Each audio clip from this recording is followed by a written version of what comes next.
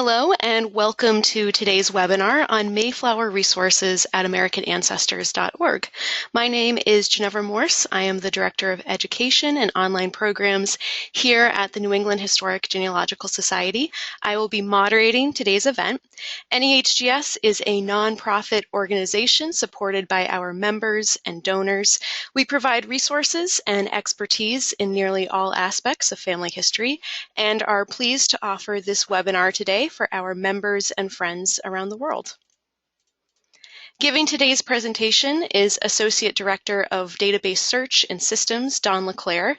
Don helps manage the applications and processes that support NEHGS's online database collections. He first got involved with genealogy while in college and spent many a day here in the NEHGS library, tracing his ancestors through New England and New York. Don has 30 years of experience in the software industry, and he has a BA and MBA from Boston University. So I imagine you're joining us today for this topic because you're curious about your possible or perhaps already proven connection to the Mayflower. Whether you have already verified your line or wish to determine your descent, this webinar will introduce you to a number of online resources that can help you explore your Mayflower ancestry. We'll first go over our special website devoted to this topic, mayflower.americanancestors.org, and then we'll discuss some essential databases available on our main website, AmericanAncestors.org. At any time during the presentation, please feel free to write a question in the panel to the right of your screen. Our presenter will answer as many questions as he can in the time provided. There is no handout for today's presentation, but we are recording this event, and starting tomorrow, you can easily go back and review any of the content from the presentation on our website. So if at first listen you miss something or you want to hear it again, don't fret, you'll be able to watch a recording starting tomorrow. All right, so with that, I will turn things over to Don. Thank you, Ginevra.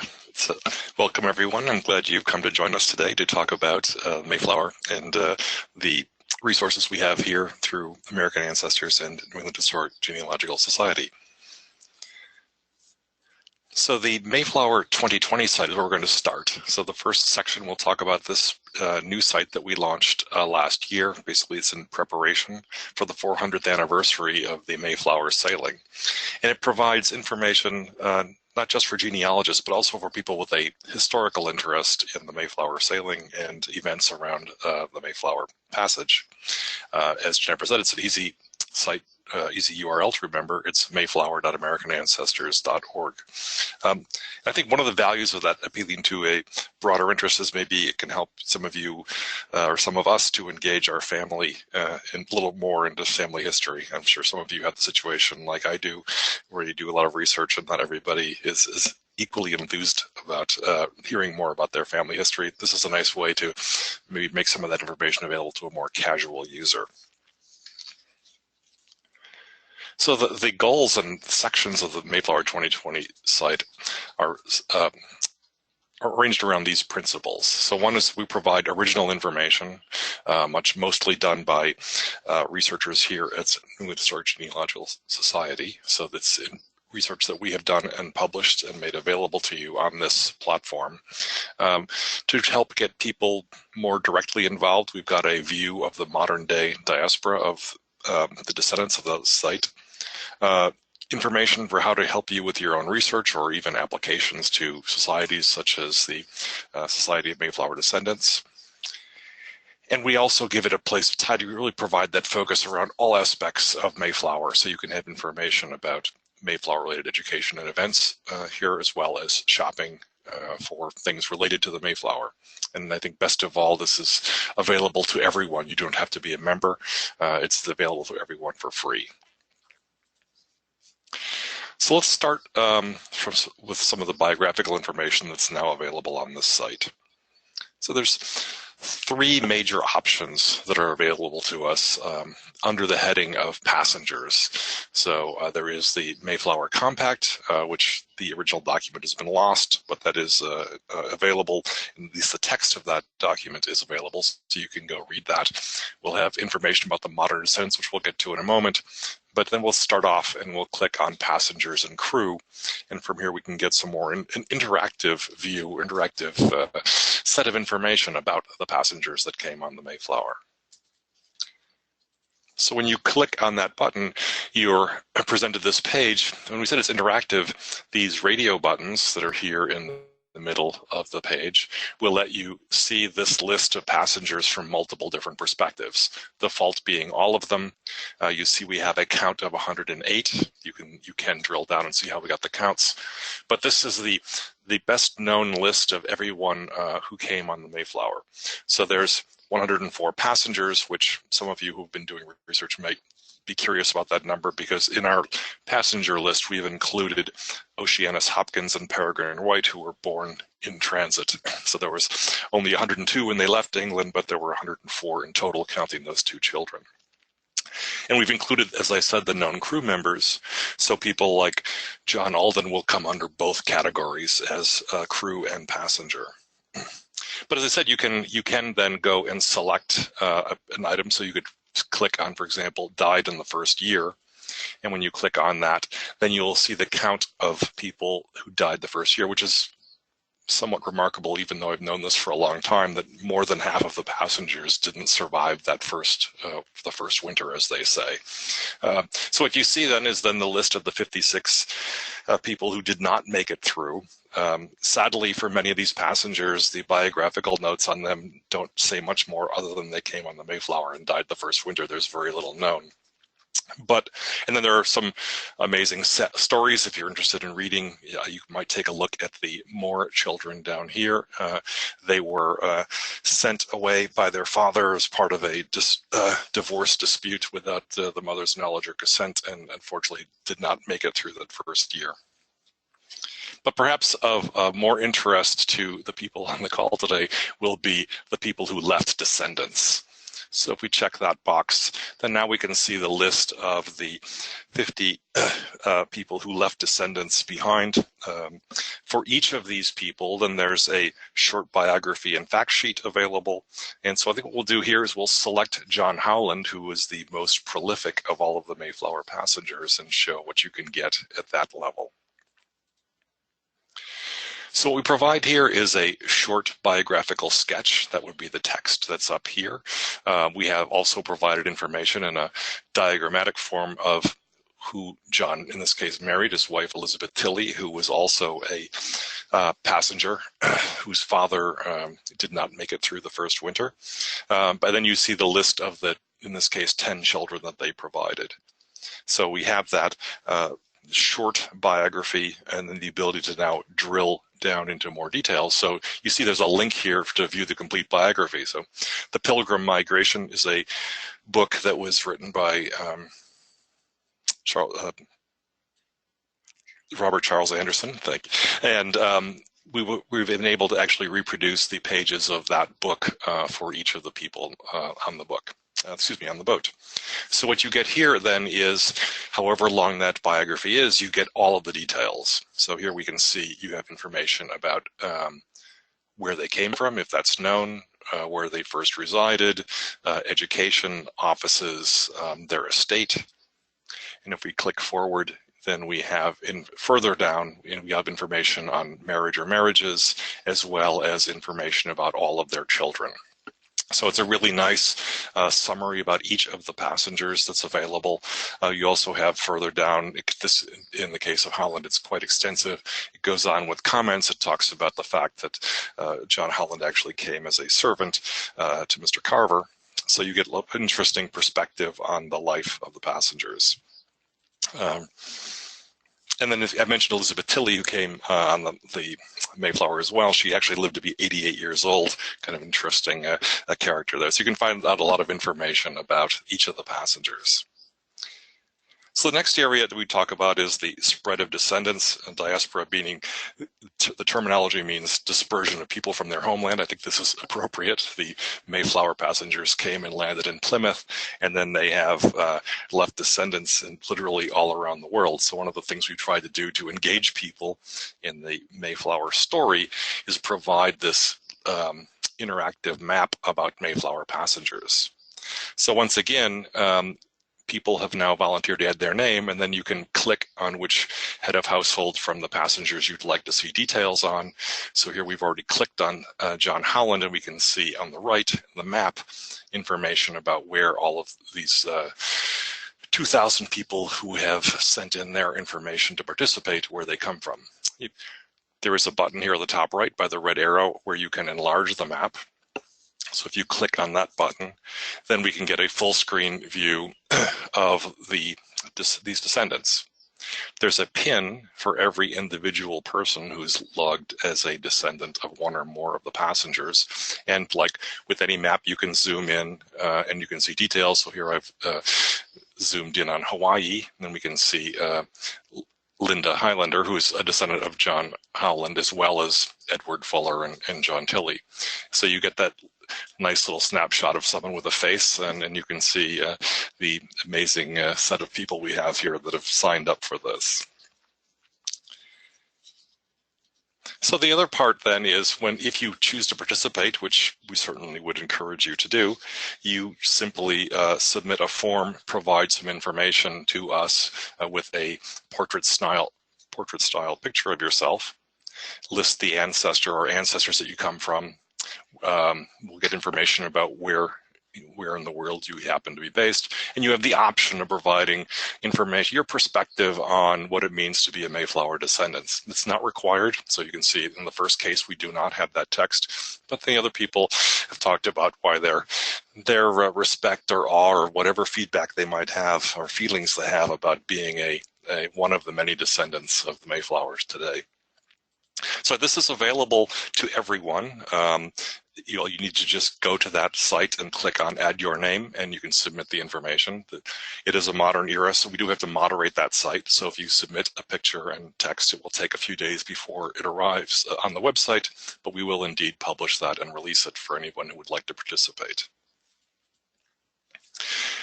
So now let's turn to Mayflower Research, and we'll take a look at some of the resources that are available from the Mayflower 2020 site.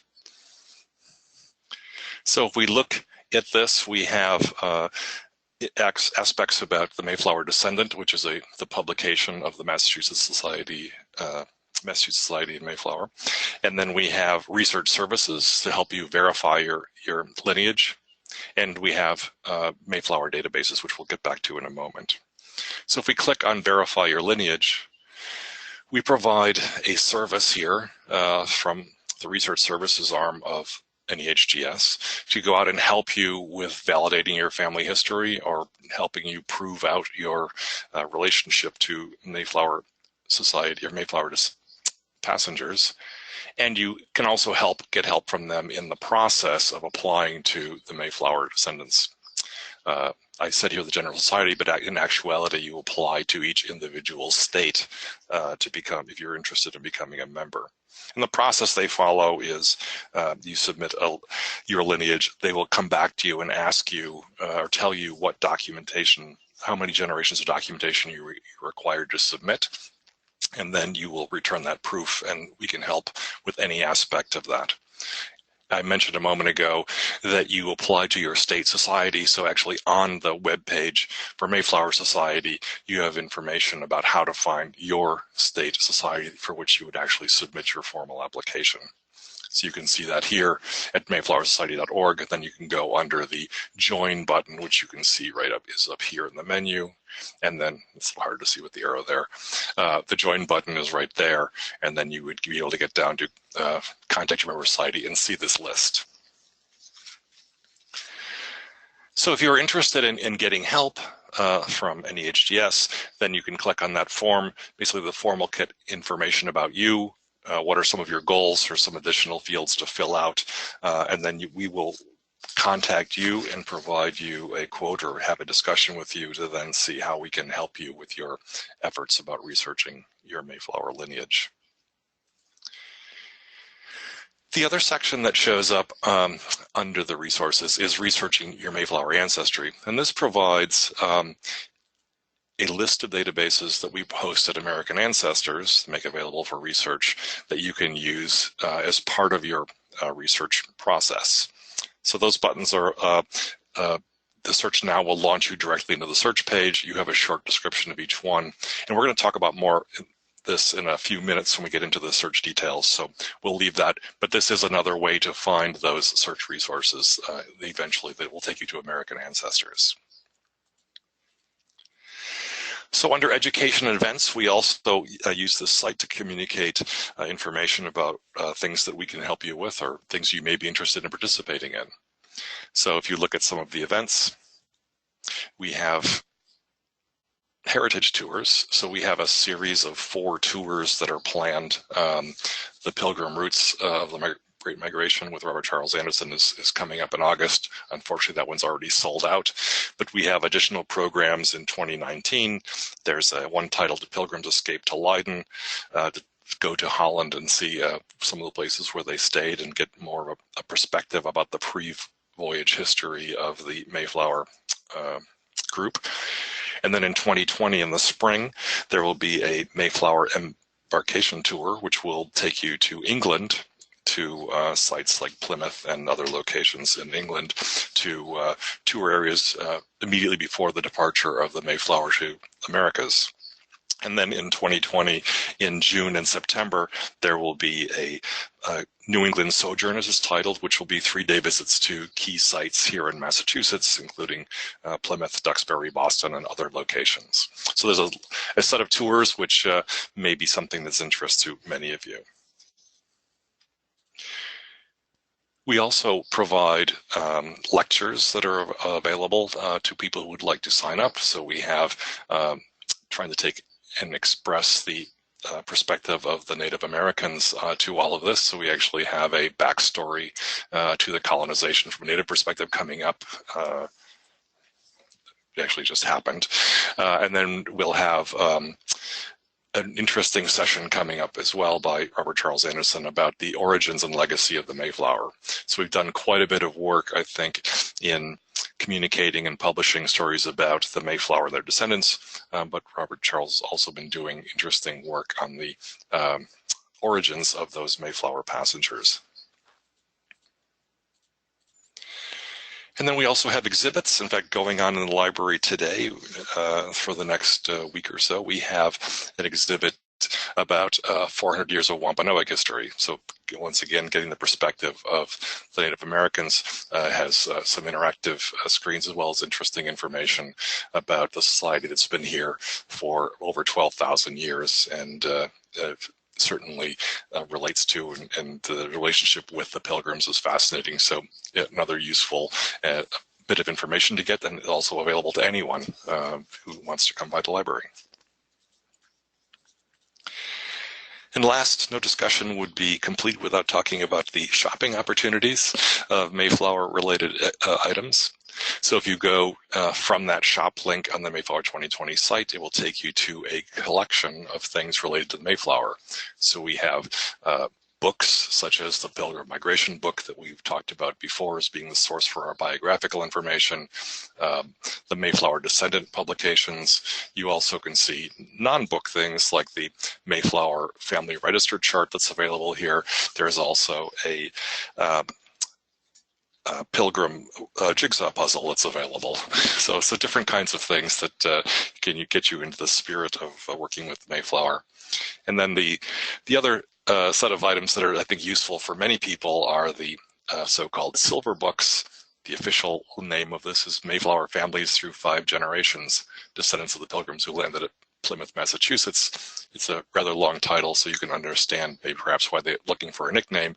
And the color or the covers of these books is indeed silver, hence the nickname Silver Books. So there are silver books volumes for each of the passengers. In some cases where the passenger has a large number of descendants, such as John Alden and Henry Sampson, there may be multiple volumes. But this will provide then a detailed sets of relationships to those families, history and biographical notes for every 1 through 5 generations. So that has taken us through, I think, a brief tour of the highlights of the Mayflower 2020 site.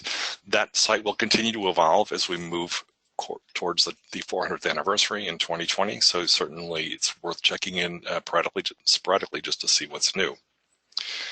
But let's change gears now, and then we'll get into looking and searching for really specific content here on AmericanAncestors.org.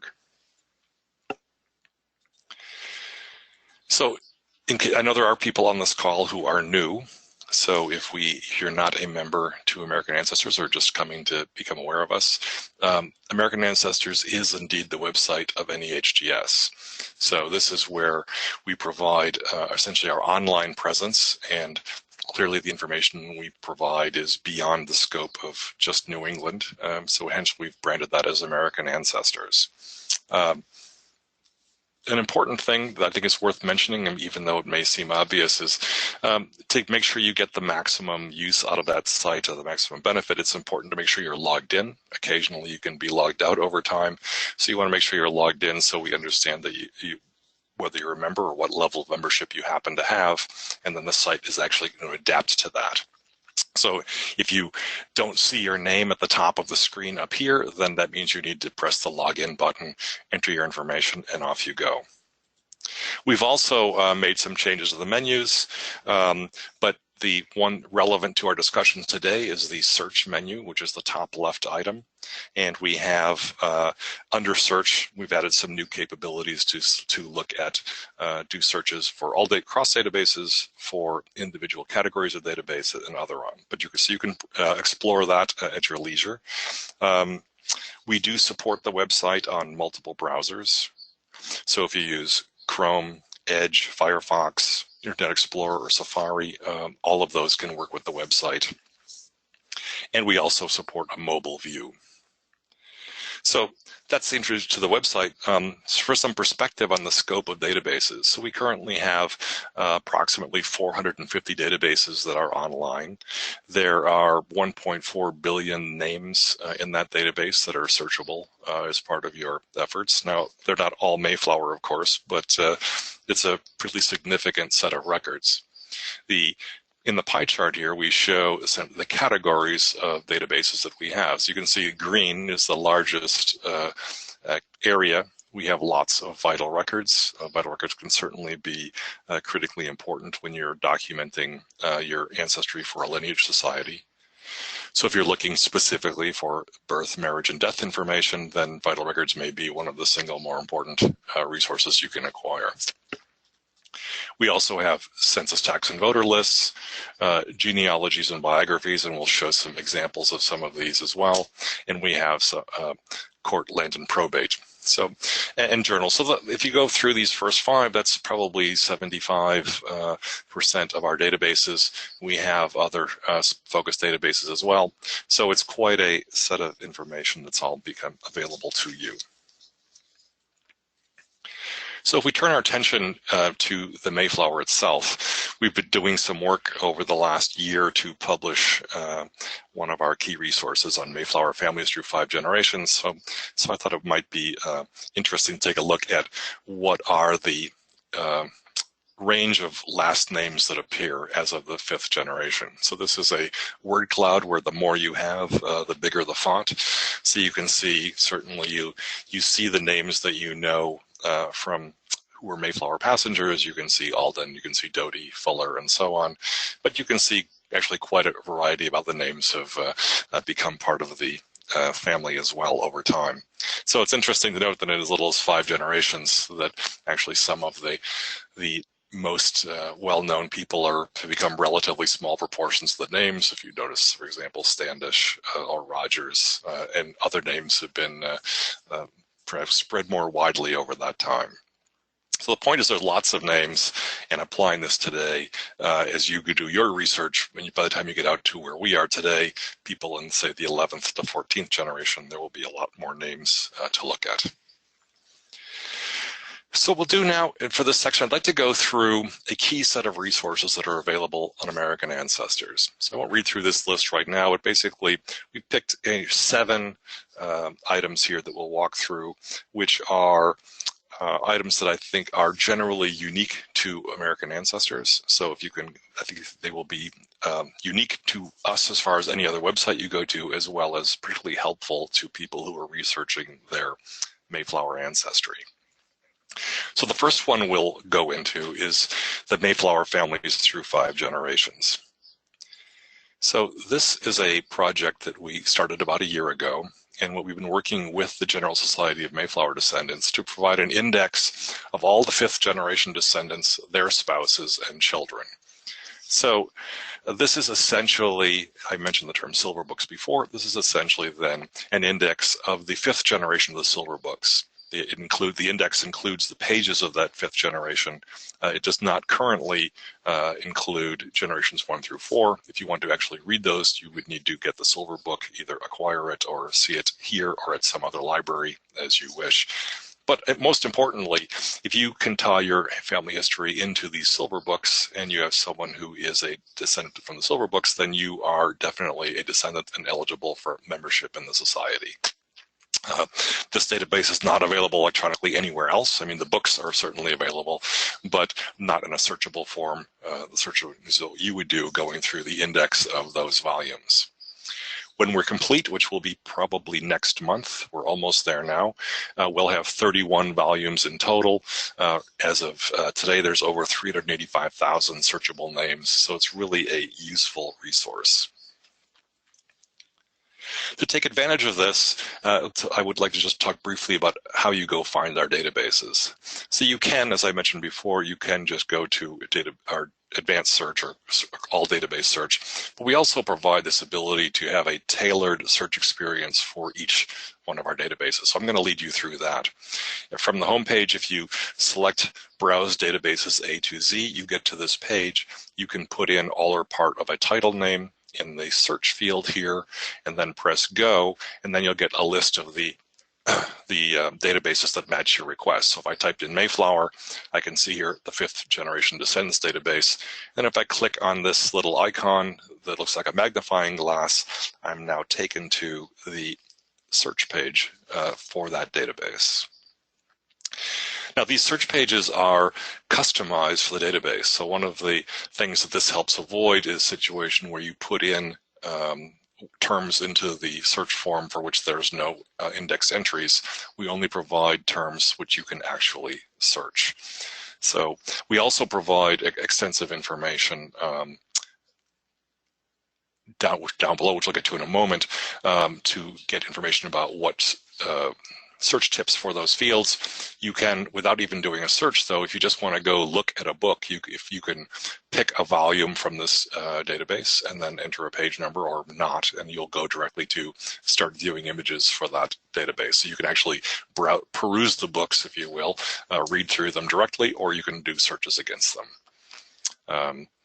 So if you page down, and I highlight the page down just because we haven't historically had the ability to page down and see a lot on our screens. We tended to have things up at the top and you didn't page.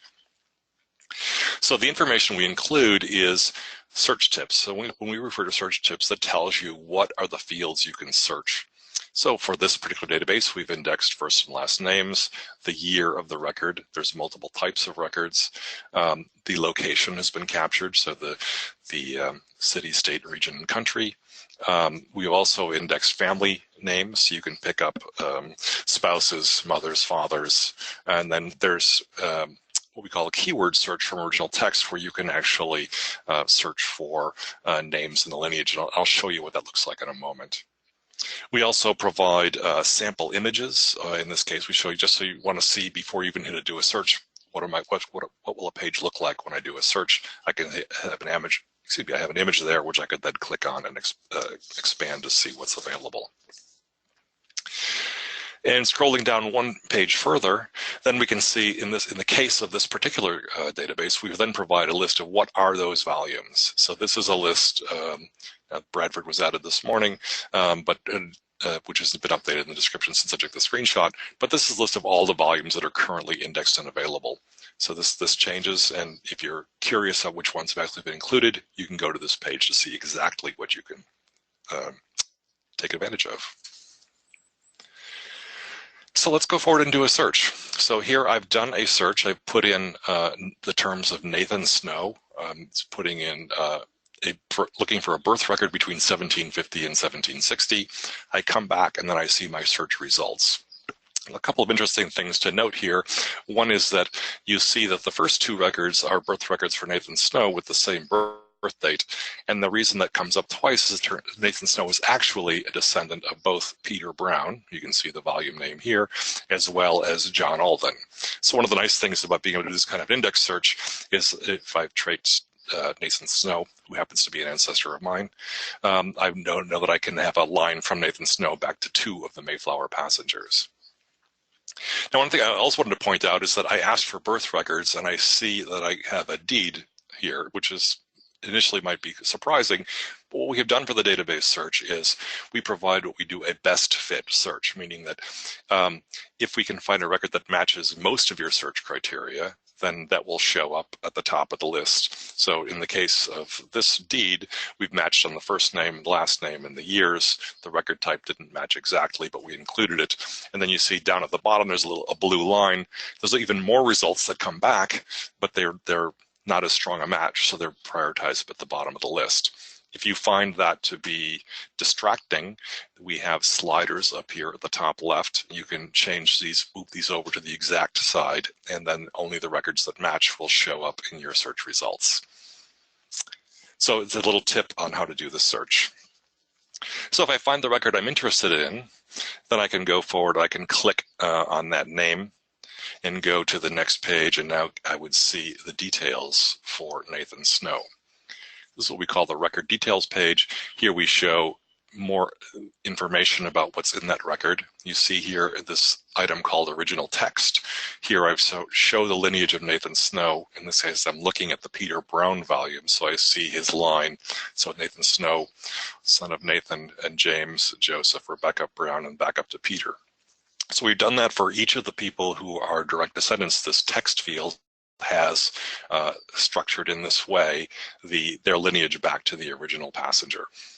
And when I mentioned that you could do a keyword search, you could search for one of these names or values in as part of your search criteria if that's helpful to you in reducing the number of records returned. We also have over on the right-hand side a list of other names that appear on that page. So you can, if you can click on that and see records from another person. As if you wish to go look at the records detail, of course, you can also go and click directly on the view button and just go read the page. So let's do that. And we click on the view button, and now we get the actual page image. And here I was just zoomed in for readability, but I have the information about how Nathan Snow and his birth date, being born in Abington, and the rest of the information about that family. Now, if I'm interested in this page, a couple of things to be aware of is up here by this circle, we have a download icon, so you can actually download that JPEG image if you would like to capture that and put it in for some of your documentation. You can, of course, also print it with the print button. And then we also provide citation information down at the bottom. So you have here this citation as well as with a permanent URL to this record. So you can see that at the very bottom here that you can then use to capture and be able to come back to this page directly without having to go through search in the future. And in these books, we also then have all of the front matter, the references. So they're in the text of that book. There will be references and abbreviations. That's all up towards the back of the book, as well as the index. So you can just click on a page number and go to view any page within any of these books. So with that, as I mentioned, one of the things you often have to apply to a lineage society, such as Mayflower Descendants, is birth, marriage, and death records. So I think one of the other valuable categories is to look at the Massachusetts vital records. The silver books tend to end towards the latter part of the 1700s. It's not easy to make direct statements like that, but Massachusetts vital records can be a great resource, at least for the families that stayed in the state of Massachusetts, to get information about when they were born, married, and died. So NEHDS was actually instrumental in introducing legislation in the state of Massachusetts to publish vital records up till 1850. So we've done that, and then that eventually came out primarily as what they called the TAN books, and each town published the TAN books. We have introduced that, added some additional resources, and have 3.4 million searchable names in that resource that's available to you now. We do have some unique towns, Charlestown, Falmouth, Middleborough. There are a number of towns that we have that maybe some of the other sites that have made Massachusetts vital records have not yet included. So this would be the search page for Massachusetts vital records. Once again, the structure is similar. You have fewer fields because we have not indexed something. So for example, there's not down to this part of the page the ability to specify spouse or parents because the index does not include that.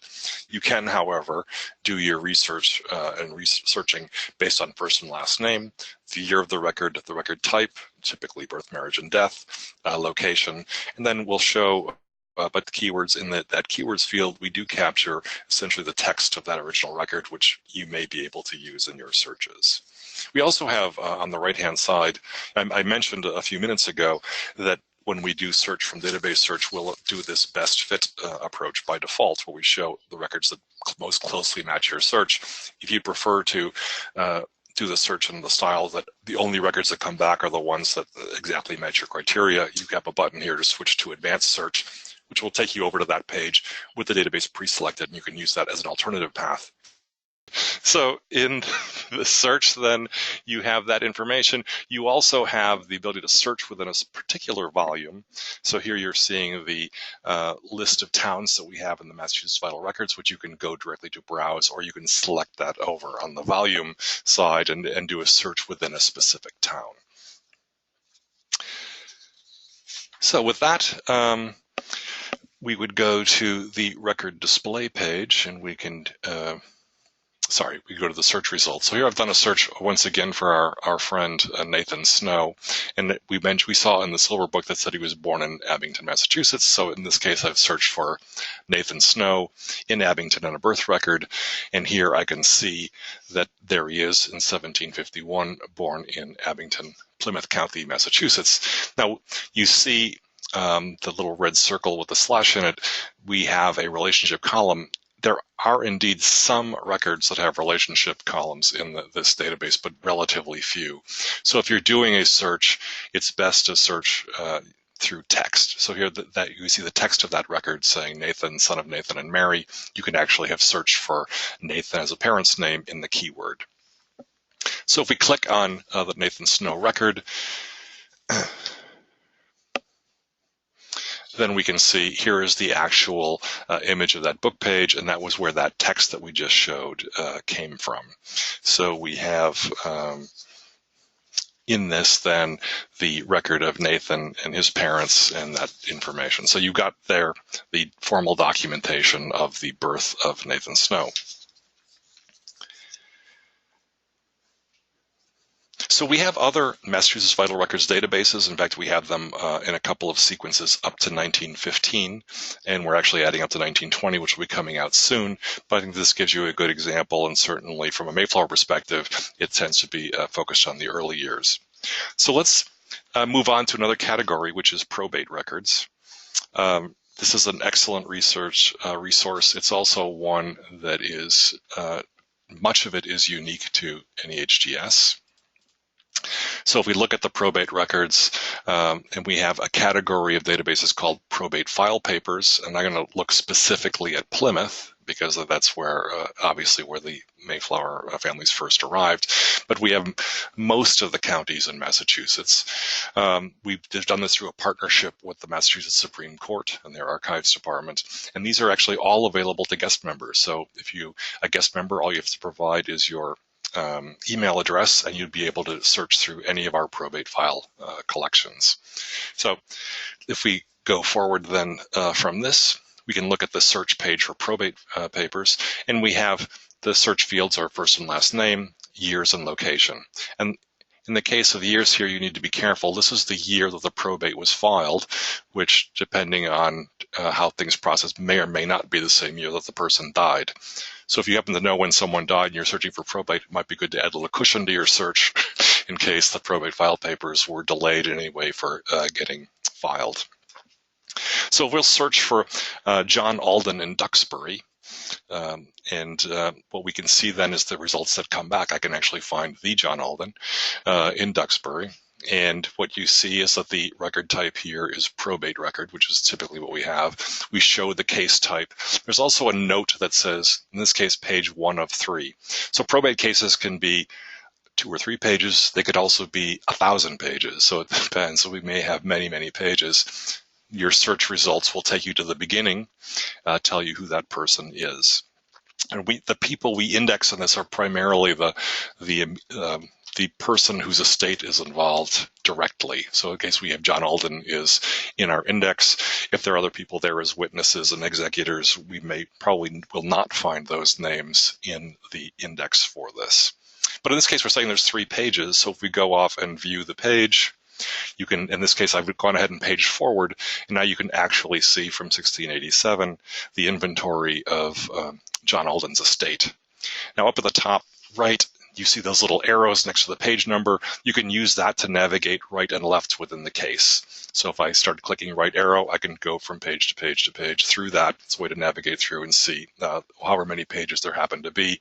You see in this case, the 126 number is the case number, and then the :3 says it's the 3rd page of that database. So let's go take a look at Barnstable. Barnstable is slightly different. It's called Probate Records instead of Probate File Papers.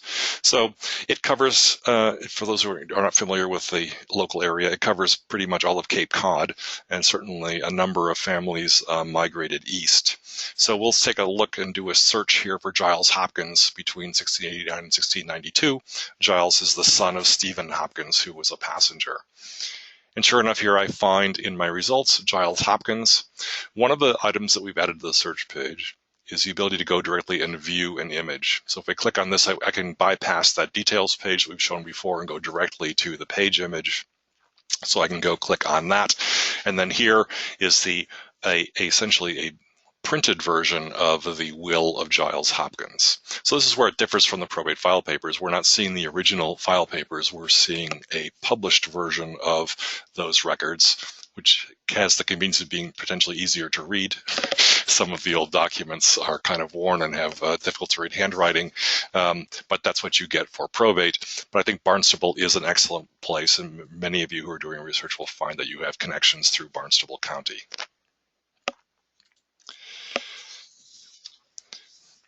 So the next thing I want to talk about is the Mayflower Descendant. So this is a journal type database. It is indeed a index of the official publication of the Massachusetts Society of Mayflower Descendants. So this is their journal. It's a really essential place to find information about those Mayflower passengers, and in general, early New England. So they don't restrict themselves to Mayflower passengers. It includes a variety of things from many different families in the early New England period. We provide all of the published issues from 1899 to 2010. There were some periods where they were not publishing that, including 1938 to the early 80s. But this is only available at American Ancestors. And currently, we have about 340,000 searchable names there. So the kind of articles you can find is not only information about the descendants, but the original research on the passengers and families, as well as their European origins, which can be interesting if you've traced yourself back to the Mayflower to find out where they came from. There are articles on the notable descendants of Mayflower passengers. As I mentioned before, we'll include the other families, so other families from the areas, studies on particular towns that have happened in Massachusetts. So quite a set of interesting articles. I think one of the ones that can also be very helpful is what they call analytical studies of genealogical problems. Not uncommon to have multiple people with the same names living in the same town or the same area, so trying to sort out who's related to whom can be challenging if you're just trying to do that from vital records. You can often find useful articles here in the Descendant. So you can, in these databases, you can search by first and last name. The year that you search for is the publication year. So that's the year that the article came out, not the year of the event. So if you're searching for these, you have to be careful on your search terms and make sure that's what you're using. But you can also search for article titles. So just for a little change of pace, we'll do a search here where we'll use, in the keywords field, we'll put in Allerton, and then we'll check article title only, and then we'll do a search of what can we find related to the Allerton family based on their article titles. So then what you see here is the first two entries on the page are an article that was actually continued over two different issues. So once it appeared in 1992, and the second part didn't appear until 1993. So one of the nice things about searching for an article title is that if it's spread across issues, you can get links to the first page of that article across however many issues it was spread out over. And then you can see the last item. There's a separate article here about Allerton's Bible records that you can also do and go and view. So that is a quick overview on searching the Mayflower Descendant. As I said, it's a very valuable resource. It is something that if you're interested to subscribe, you can actually subscribe to it from the American Ancestors site. So in the publications area, you can go sign up for that. If you happen to be a New England Historic Genealogical Society member, you get a 20% discount on their subscription rate. So that's available there. And we also, as we showed in the shop, have some set of issues that are available for resale if you'd like to go back and buy a previous issue. So I hope all of this information about these key databases has been helpful. A couple topics before we wrap up and take questions. So one was a topic of using citations. So I've been asked, and I mentioned citations in our presentation, but I've also been asked many times about how can I use citations. So I'll provide a quick example here. So if we look here, if I'm looking at the probate file papers for William Bradford, this is William Bradford, actually son of the original William Bradford. We had that citation information. I have the description of this database, or the title of the database, as well as that URL down at the bottom that's circled. So if you want to use that in another product, what I can do here is give you an example of what it's like when you're using it with Ancestry. So if we click forward then with this information, I can go to my tree in Ancestry. So here I'm looking at my personal tree. And then if you haven't looked at this before, under the sources, when I'm looking at a person's profile, I can do add, and I can say add a web link. So I click on web link, and then it goes forward and I get these two fields. So one is I can put in the web address. So now I can take that URL that we just got from the record we had for William Bradford. I can take all or part of the rest of the citation text, about whatever I'd like to add to my documentation, and then click the add button. And then once that's done, then you can see that now appearing as your web link section for this person. So it's a really handy way. Now, of course, pretty much every tree product has the ability to include sources and web links from other sites. I just wanted to provide that example, and something that you can take advantage of if you happen to be using Ancestry as your family tree. We have a site called Database News, dbnews.americanancestors.org.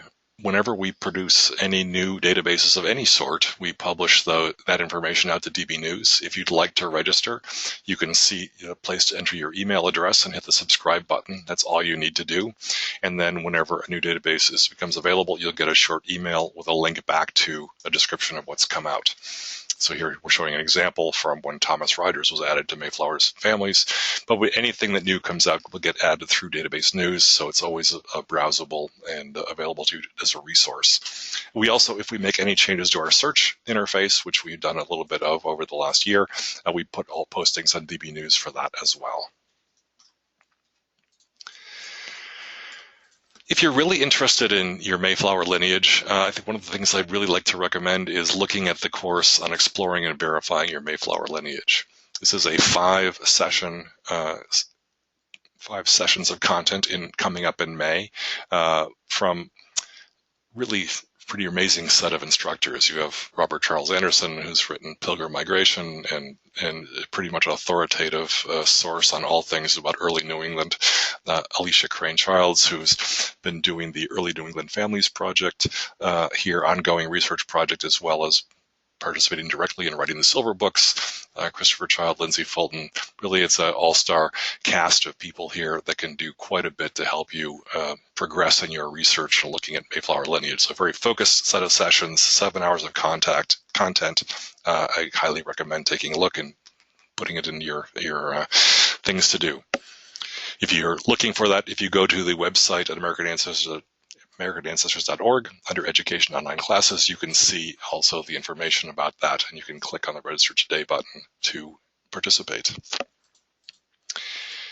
And last but not least is the spring issue of American Ancestors magazine is entirely focused on Mayflower and the 400th anniversary. So every article in this publication is oriented towards that. It has information from other key organizations that are involved in the 400-year celebration.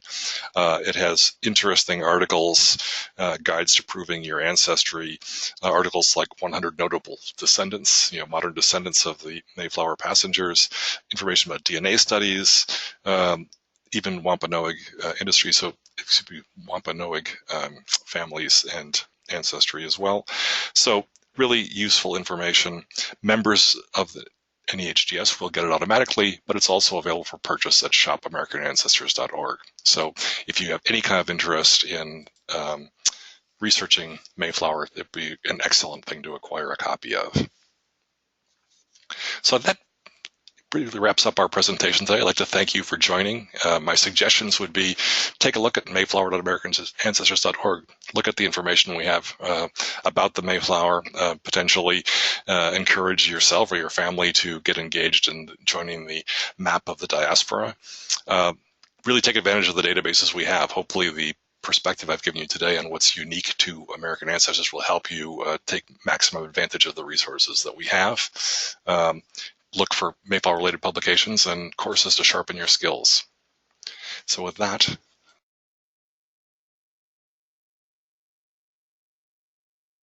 all right, thank you, Don. A great presentation. So now let's pause here and take any questions that you may have. Go ahead and type your question into the question panel. So we had a few questions about kind of what's next beyond the 5th generation of Silver Books. Do you know if there's any project underway for developing the 6th generation, the 7th generation? Of course, when we get to that point, we're talking about probably thousands of descendants, thousands of names, and that's, of course, a lot of work to prepare and compile. But do you know of anything that's currently underway? thanks, Ginevra. Yeah, there is work underway. There has been some work going on with the General Society of Mayflower Descendants, or the GSMD, to start publishing beyond the 5th generation. As you said, that is large numbers of people.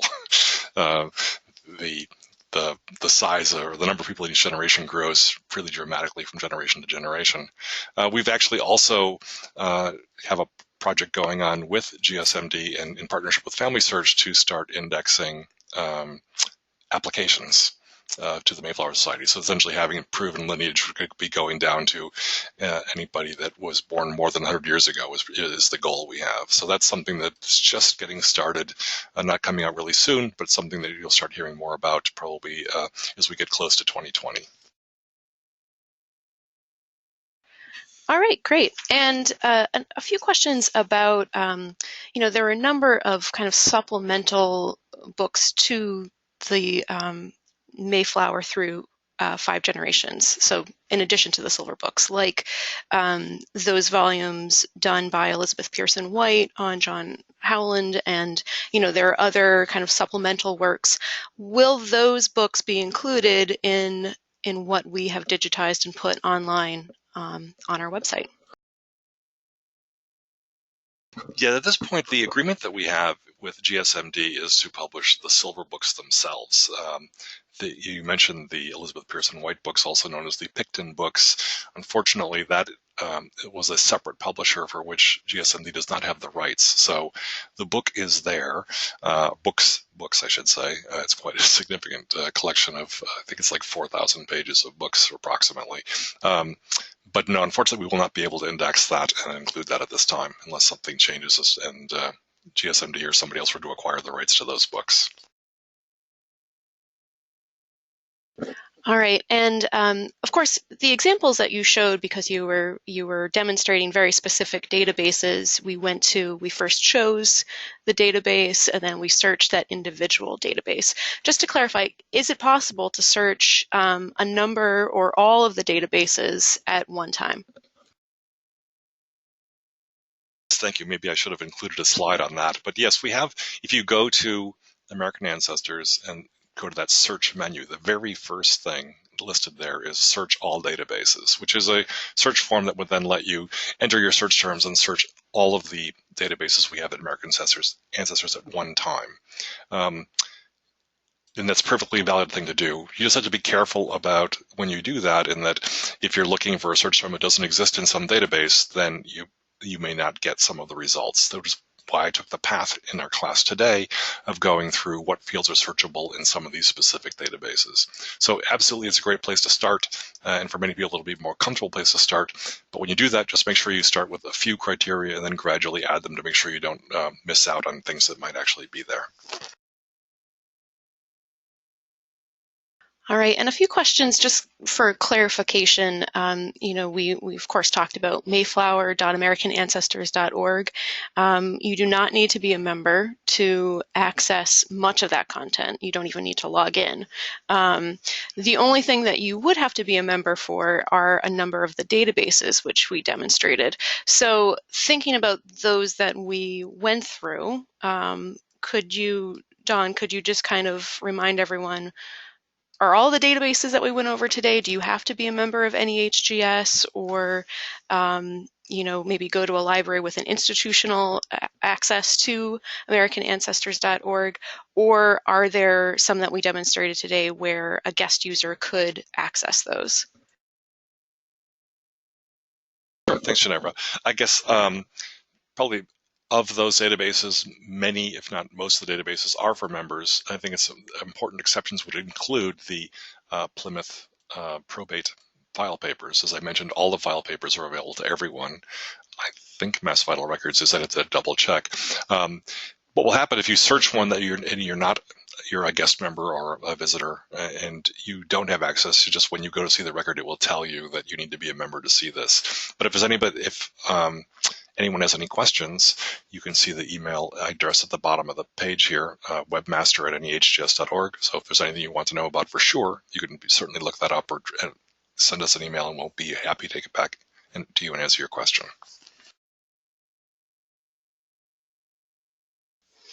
All right, and a few questions about where you can access this recording, the recording of today's webinar.